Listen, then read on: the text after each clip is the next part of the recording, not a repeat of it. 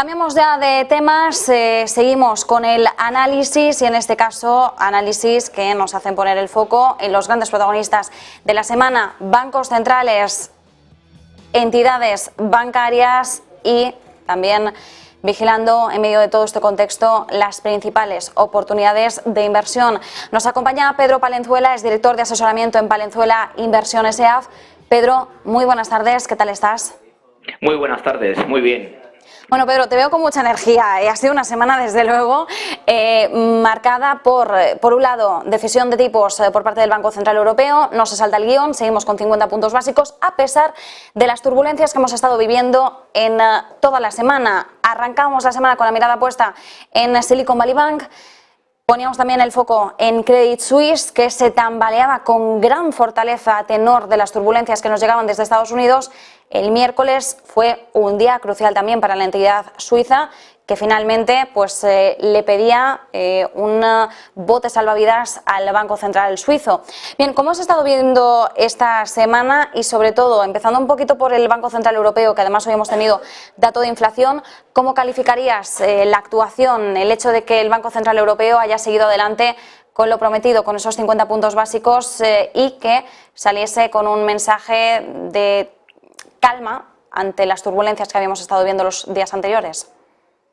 Bueno, pues en principio me parece que es una decisión adecuada, difícil de tomar, pero adecuada, porque en el caso de no haber cumplido con el plan de ruta, seguramente hubiese metido muchísimo más volatilidad al mercado y más miedo. O sea, que al final es lo que está es lo que en lo que se está centrando ahora mismo el mercado, ese pánico que está surgiendo a raíz de todo lo que está ocurriendo con los bancos, que empezó pasando con los bancos regionales americanos. Pues sí, en este caso Lagarde hubiese echado para atrás, hubiese echado el freno, pues quizás eso hubiese transmitido al mercado una cierta debilidad y yo creo que acertó subiendo 50 puntos básicos los tipos de interés. Pedro, como decías, ¿no? También hubiera podido introducir cierta incertidumbre el hecho de que el Banco Central Europeo hubiera cambiado en el último momento algo que ya nos anunció en febrero que iba a hacer. De hecho, recordemos que en febrero fue muy notorio el hecho de que ya en el comunicado nos anunciase cuál era la intención de marzo, que nos hacía preguntarnos si el Banco Central Europeo de alguna manera había cambiado el enfoque meeting by meeting. Recuerdo que fue una de las preguntas que le hicieron en la rueda de prensa porque no terminábamos de entender muy bien por qué ya nos estaba adelantando, ¿no? Cuál podría ser la próxima jugada. En cualquier caso, hoy también se ha producido una reunión de emergencia entre los supervisores del Banco Central Europeo.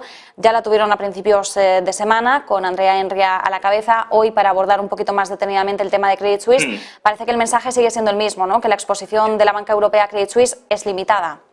El mensaje sigue siendo el mismo. Lo que dijo Lagarde ayer, también corrobora lo que han vuelto a decir hoy. En el caso de que hubiese algún problema, están para responder y para suministrar liquidez a los mercados o a cualquier banco que lo pudiese necesitar. Se hace difícil pensar en una situación sistémica en estos momentos, tanto en Europa, más en Europa todavía. Tenemos que la situación de los bancos en Europa es más fuerte incluso que la que tienen en Estados Unidos y se hace difícil ver esa situación, pero no está de más el que la Reserva Federal, que el Banco Central Europeo apoye la situación diciendo que en el caso de que pueda ocurrir algo está ahí para ayudar y meter liquidez a los bancos, ¿no? Y eso es un poco la reunión de hoy. Por otra parte, desde mi punto de vista, yo creo que sobraba. Es decir, lo digo así porque este tipo de reuniones extraordinarias lo único que añaden es otra vez más miedo en los mercados, nerviosismo, qué está pasando, por qué se vuelven a reunir, que al final además se han reunido para decir exactamente lo mismo que dijo ayer la presidenta del Banco Central. Esto ha sido un poco lo que nos ha llamado más la atención, ¿no? Que después de habernos trasladado ayer ese mensaje de calma, insistiendo en que no había ningún tipo de riesgo, o al menos no un riesgo exacerbado, que era muy limitada esa exposición. Claro, hoy, como bien decías, ¿no? Nos hace saltar un poquito esa alarma interna por si es que se ha detectado algo en estas últimas horas que o bien no nos quisieron trasladar ayer o no habían llegado a detectar, y eso de alguna forma justificaba una nueva reunión, ¿no? Así que bueno, en eso sí que es cierto que mirándolo con esa perspectiva, como bien dices, Pedro, podría ser algo innecesario, o al menos innecesario que se filtrase la información de que están reunidos de emergencia. Pero bueno, también entiendo que a veces es muy difícil que eso no se acabe filtrando de alguna forma. Pedro, más allá de esto, al otro lado del charco, Silicon Valley Bank, la matriz SVB Financial, presenta ya el capítulo 11 de la bancarrota. ¿Cuáles son los próximos pasos lógicos? ¿Cómo debemos mirar la situación en Estados Unidos? Vale, bien, bueno, el tema que se haya acogido a lo que es la bancarrota es simplemente para preservar el valor de sus activos y para poderlos vender con mayores garantías. Está dentro de un proceso normal que en realidad lo que tenemos que analizar es de dónde viene, y de dónde viene es de una falta de liquidez por una gestión equivocada de sus depósitos y sus garantías de esos depósitos. Es decir, lo que no puedes es tener depósitos a corto plazo e invertir ese dinero que te dan en depósitos en bonos a largo plazo, como eran bonos del Tesoro americano o en MBS. Esa falta de macheo entre ambas capítulos lo que ha hecho es que Bueno, acabamos de perder justo la conexión con Pedro Palenzuela. Veremos a ver si es posible rescatarlo, pero mientras tanto... Me comunican que ya lo tenemos. Pedro, disculpa, que justo se nos ha quedado congelada la imagen y el audio. No sé si puedes recapitular justo las últimas palabras. Bueno, lo que estaba diciendo es que el Silicon Valley Bank lo que tenía es un problema de liquidez, porque lo que había hecho es una deficitaria gestión de sus riesgos, en el sentido de que los depósitos estaban cubiertos con unas garantías que eran bonos del Tesoro americanos y MBS, que lo que tenían era un vencimiento mucho más elevado que lo que tenían los propios depósitos. Por lo tanto, ahí no ha habido un macheo correcto, y al no haber ese macheo entre esas dos condiciones que tiene un banco, con respecto a los préstamos y con respecto a las garantías, lo que ha hecho es que esas firmas que tenían esos depósitos, que prácticamente a mí eran firmas de Venture Capital, ni tan siquiera Private Equity, era Venture Capital, cuando han retirado fondos porque los han necesitado o porque también luego con el paso del tiempo han empezado a tener miedo a que podía ser que esos depósitos no se les devolviesen y tuviesen un problema de liquidez en el banco, claro, el banco ha tenido que vender, y cuando ha vendido esos bonos a vencimientos tan largos, con las caídas que ha tenido en precios esos bonos por las subidas de tipos de interés, lo que ha hecho ha sido materializar unas pérdidas de unos 1.800 millones.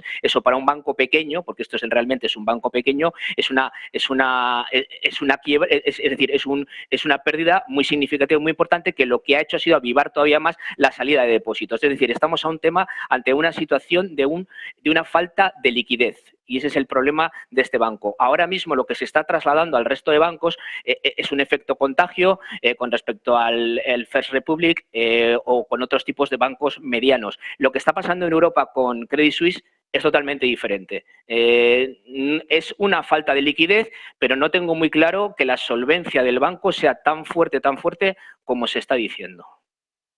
Pedro, una última cuestión. En medio de este entorno, evidentemente, hablar de oportunidades de inversión a veces se nos hace difícil, ¿no? Pero bueno, también tenemos que decir que al final el ruido cortoplacista nos da un poco más igual cuando nuestro horizonte temporal es mucho más amplio. En estos momentos, ¿qué oportunidades de inversión estáis vigilando vosotros?